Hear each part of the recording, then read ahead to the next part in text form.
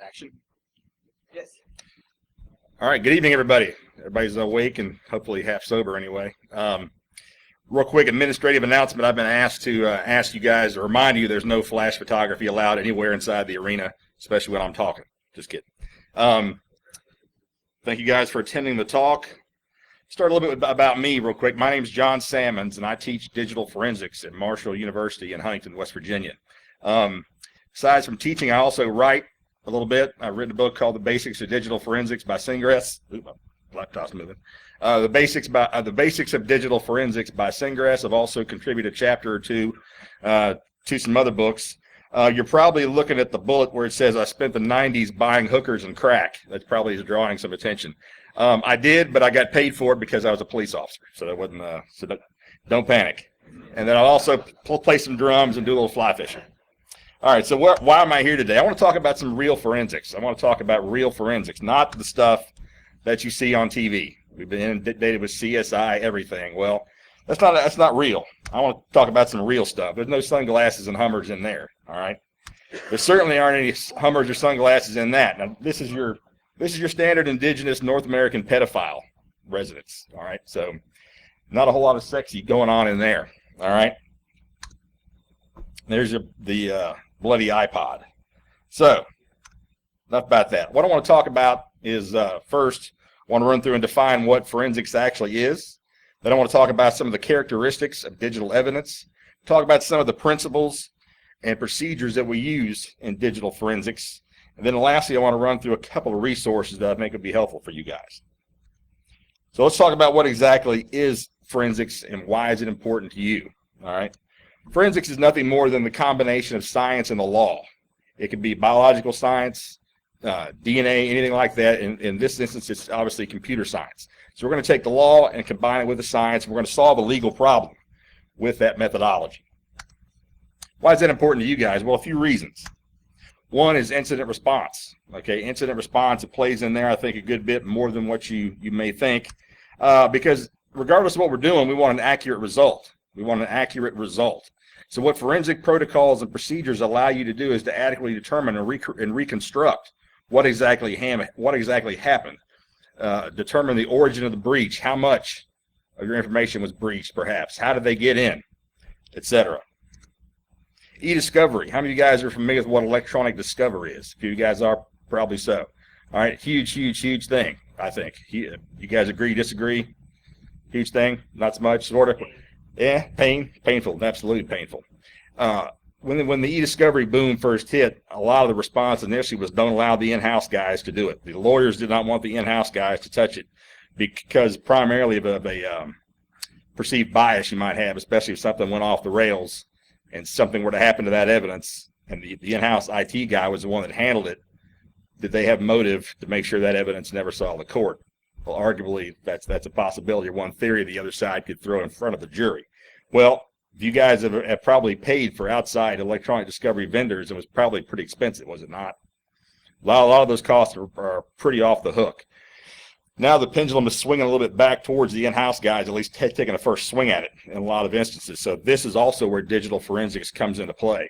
Because regardless whether it's criminal or civil litigation, the same forensic principles and rules apply. For the rules of admissibility and the rules of evidence are pretty much the same. Pretty much the same whether it's in criminal court or civil court.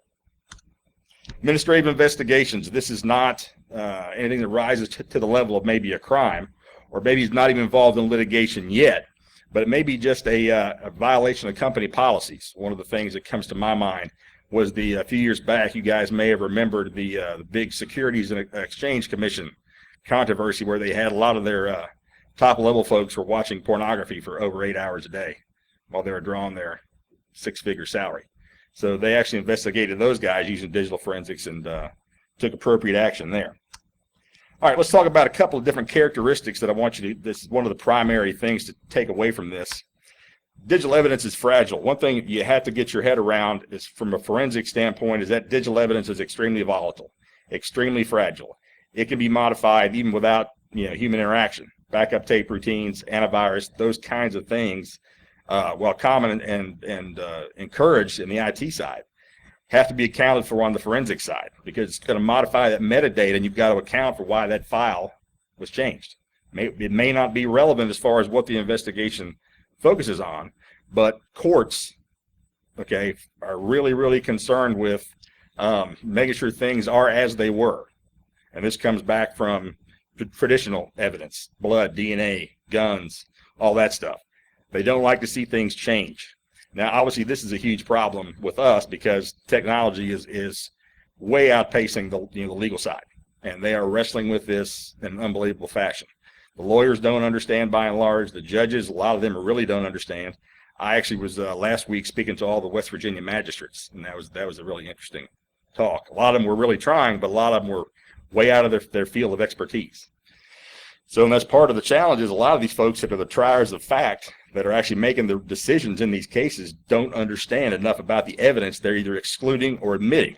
So that gets to be a real problem. And that's one thing that we're trying to address at Marshall, and a lot of universities across the United States are trying to help the judiciary and the bar bring the skill set up a little bit so they understand that printed off email is not the evidence. That printed email is not the evidence. That Word document is the evidence. Those ones and zeros, that's the evidence. Everywhere. A lot of times you'll think that there's multiple copies of these things flying around. You guys all know that hit that magic send button on the email. That email could be everywhere and anywhere. Okay, mobile devices, servers, home machines, you name it, it could be anywhere. So you've got to account for all the different locations where that evidence could be. So don't get tunnel vision and think that's the only place I have to identify it and preserve it and collect it. Okay, or if I'm looking for it and can't find it, think where else that thing might be. So that's one other thing to ponder. Some of the principles as far as forensics goes. This is Dr. Lecard back in the early 1800s. His name is Henry Lecard, and he came up with this idea called Lecard's exchange principle. And this goes back to forensic science from the get-go. And basically what he said was, every time a perpetrator enters and leaves a crime scene, they're going to bring something with them and they're going to take something out. They're going to bring something in and they're going to take something out. The question is, do we have the scientific ability to be able to identify and detect it, analyze it, collect it, so forth? We all know, let's say, DNA, hair, fiber, shoe impressions, fingerprints. That's easy to understand. I walk into a crime scene, I leave a shoe print on the floor, I leave a bloody thumbprint on the kitchen sink. Okay, then when I leave, I might take some carpet fiber with me, or I may take some of the victim's blood on my shoe. Okay, well, that doesn't, it does not apply, or does not apply in the digital world. Same thing happens. Same thing with ones and zeros, bits and bytes. When that intruder breaches your network, they've got to get in there somehow. They're going to egress some way. So there's going to be, in all likelihood, some artifact left behind of their activity. So this is one principle that applies equally, I think, as far as the physical world and the computer world.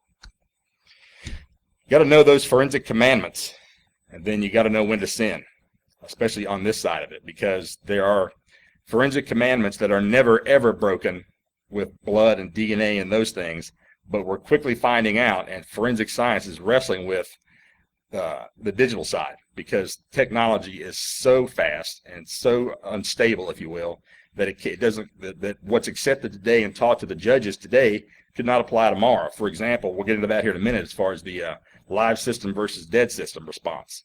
For the longest time, and it's still going on today, is a lot of law enforcement agencies still prescribe when you encounter a running machine, what's the response? They tell you to pull the plug. Simply yank the plug out of the machine, and it's all good. But what happens to all the evidence that's in RAM? Gone. All right, where does a lot of malware? It's got to be in RAM, right? There could be volatile artifacts from, let's say, chat programs in RAM. So by yanking the plug, it's now not quite the good alternative we once thought it was.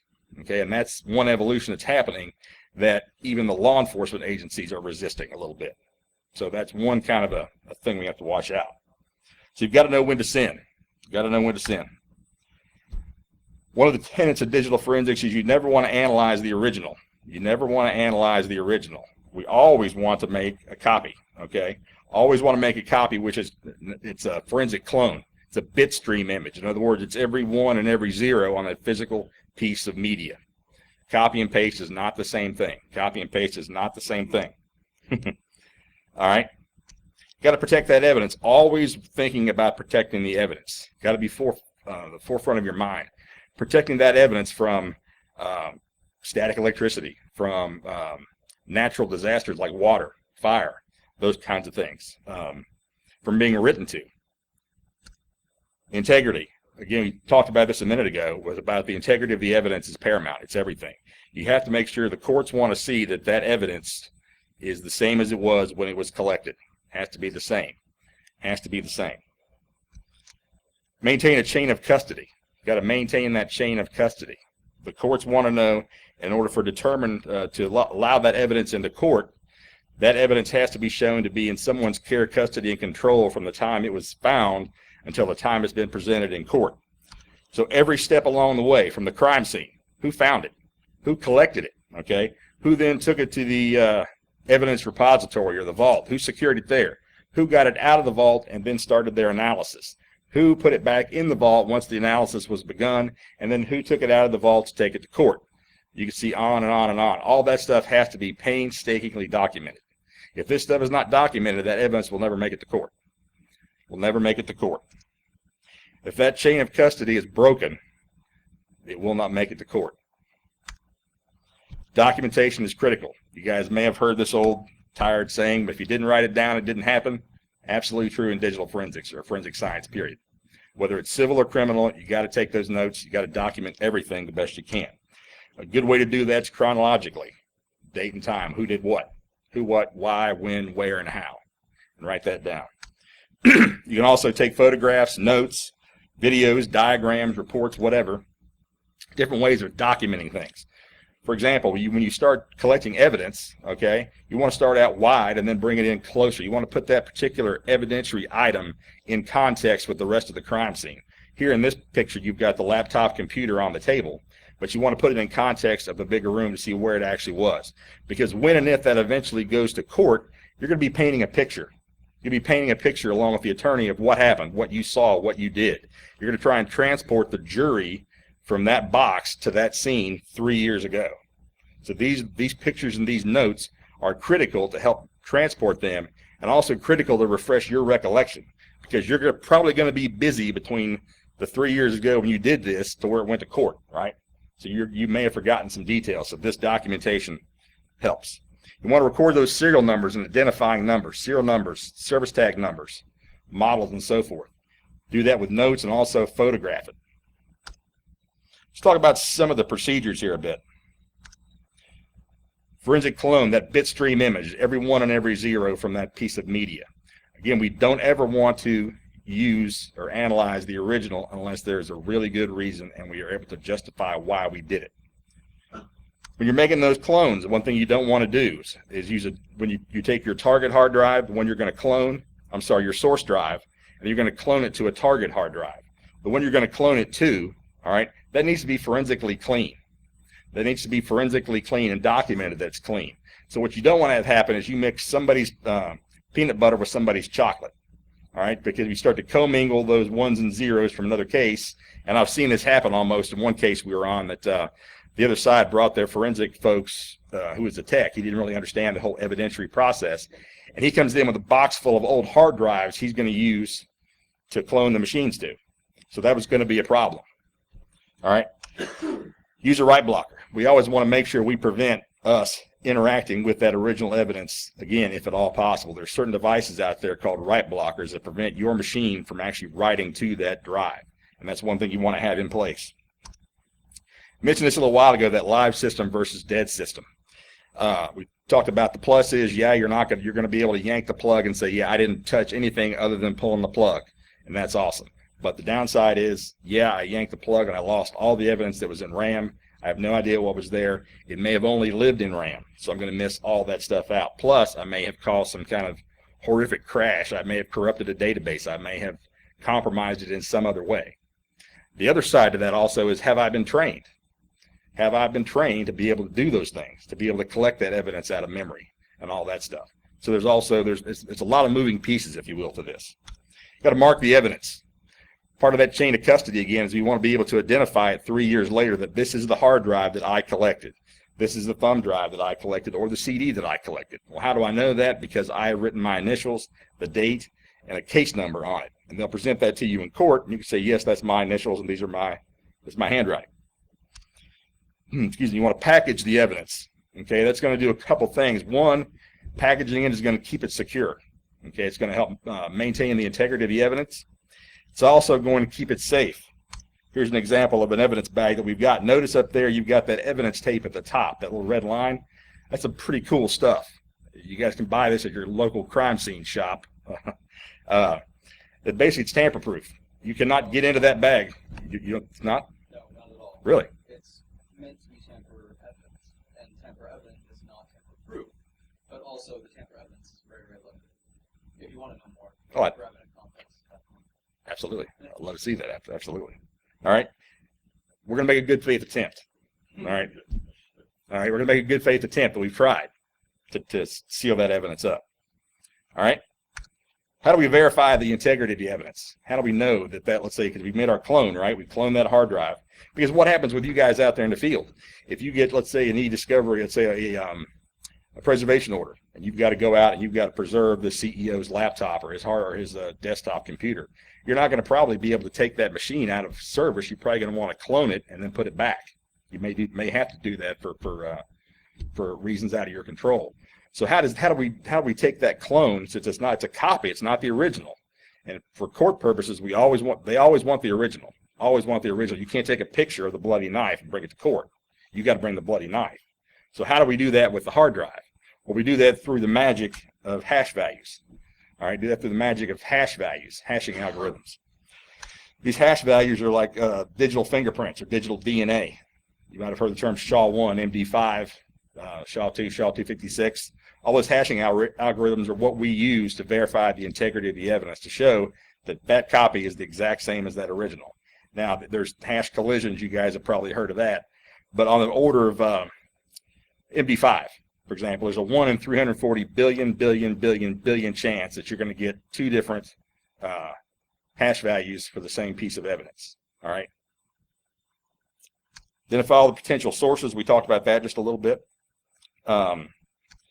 Sense of urgency. It goes back to that digital evidence is volatile. Digital evidence is volatile. Especially if another thing besides the volatility of the evidence itself is if you're going for anything that is held by a service provider, be a cloud provider, it could be a social media provider. They've got document retention and destruction policies that are going to be in play. But normally they could be between 15, 30, 60, 90, 120 days that they'll keep certain types of this data, and then they're going to purge it. So if you don't act with some kind of haste to secure that stuff, it's going to be gone. Mobile devices are a big problem. Mobile devices are a big problem.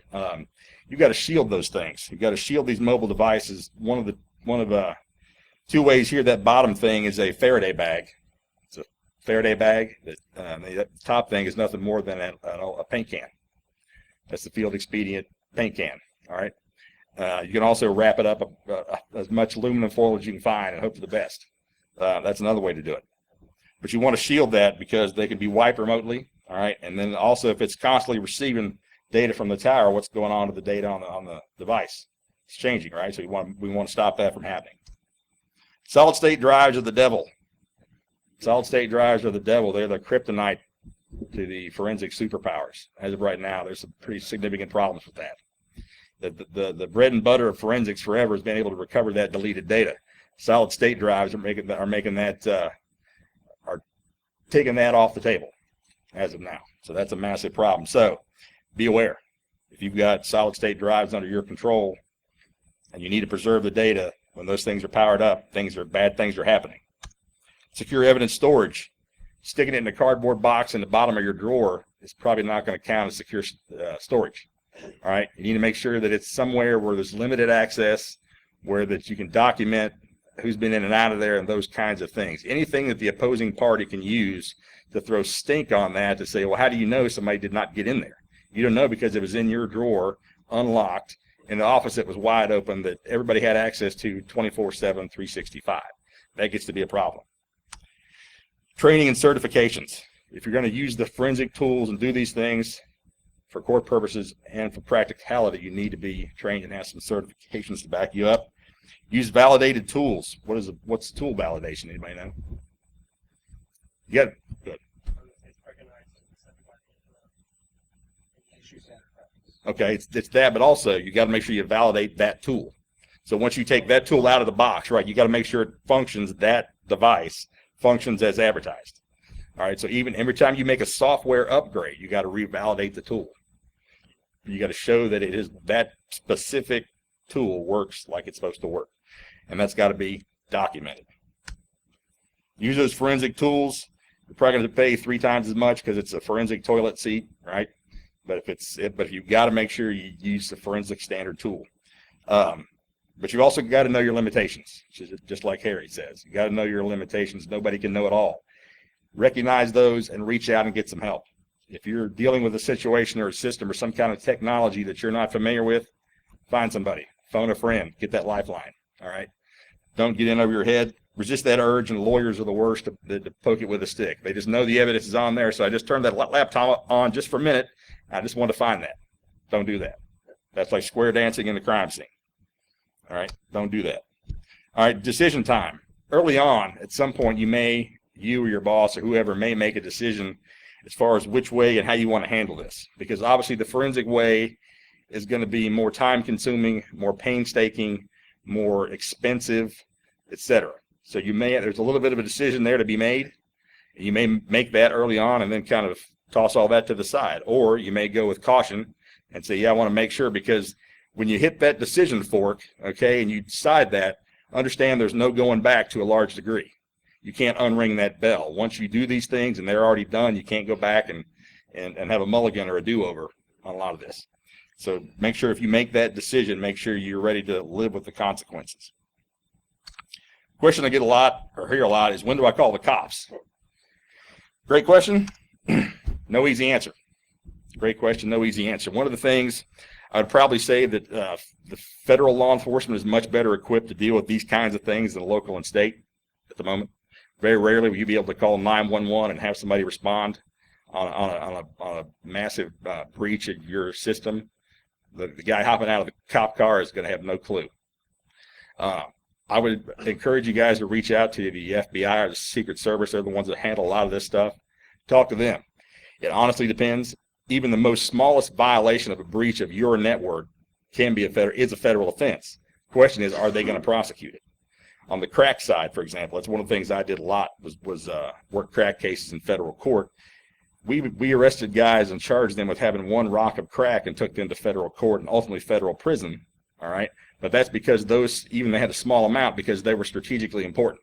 Because those guys were the linchpin to much bigger fish. Is the reason they took them, or they were a real bad actor and they had a lot of a bad history. So there's different motivations of why they would do that. So it just depends is the best answer I've got for you.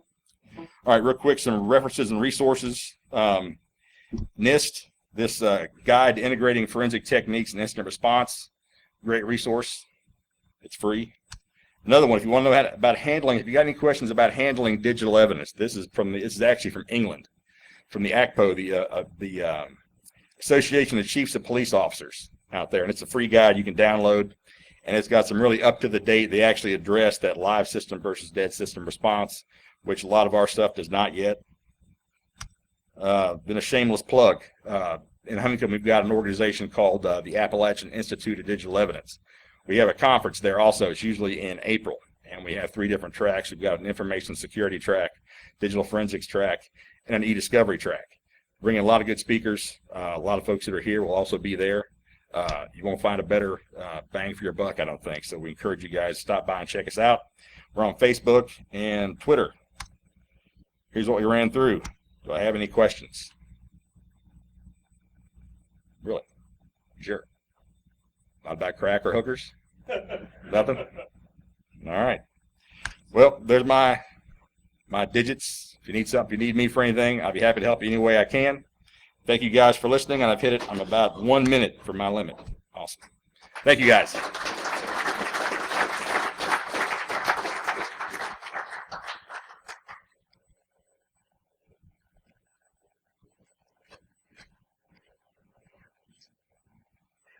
Good, sir. How are you?